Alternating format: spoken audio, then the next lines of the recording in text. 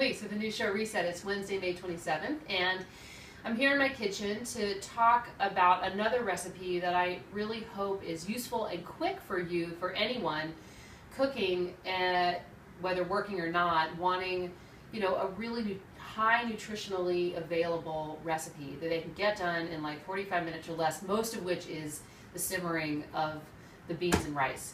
So this is a sort of Indian beans and rice recipe called Mung Beans and Rice that I've been making for, I don't know, over a decade, since before I even met my husband, before I had kids, before they loved it and then hated it, of course, and now they love it again. A lot of us know how that goes.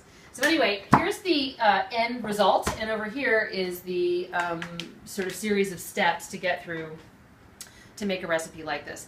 So the thing is, I think in modern times we're in this weird sort of intersection of trying to make food taste good without going through the requisite steps to get there.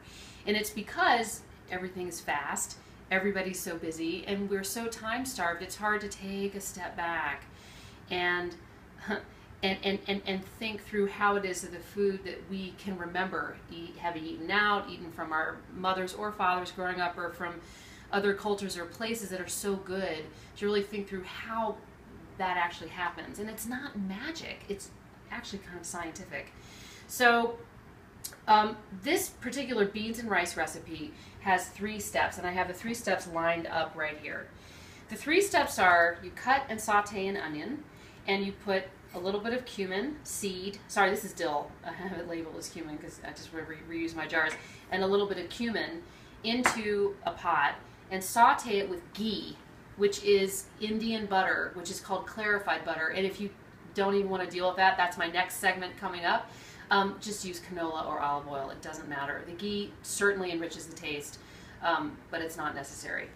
And if you can't make it yourself, it's expensive.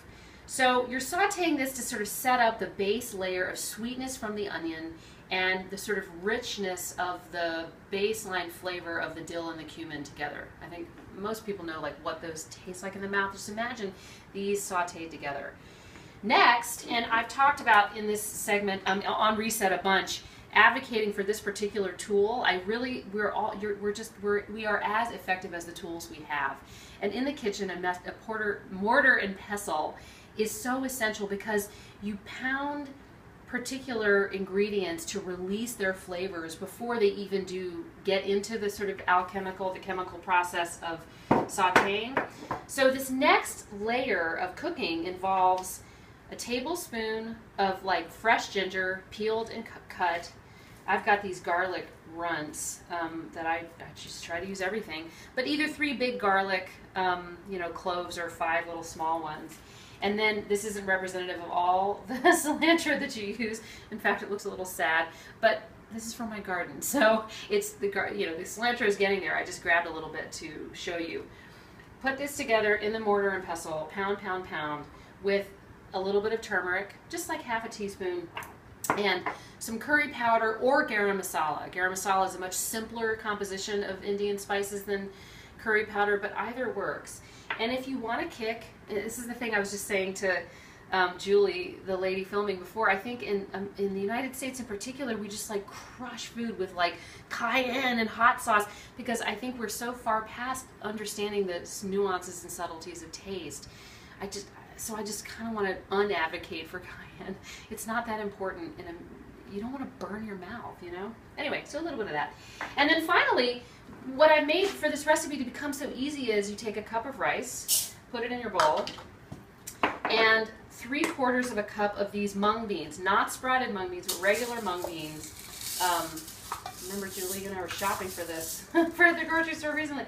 3/4 of a cup, and put it in here. And while all this stuff is sauteing, okay, so 5 minutes to 7 minutes, 3 minutes, so you've got not a lot of time, this stuff soaks in water just to become a little bit moist, a little bit soft, a little bit sweeter, frankly. It all goes in the pot with a quart of water. All this recipe will be here at the end, and it boils for 35 minutes, and you have this great beans and rice, protein and carbohydrate, lovely sort of flavor combination that will go with any sweet vegetable. Carrots, cucumber, spinach, chard. I mean, I can't tell you how many different vegetables I've used with this recipe. And my kids, like I said, loved it, hate it, love it again. And my husband, basically, this is his favorite dish that I make, and it's so easy. So Kim Weeks with the new show Reset. I hope this is an easy 40-minute recipe for you. And coming up next is my advocacy for ghee.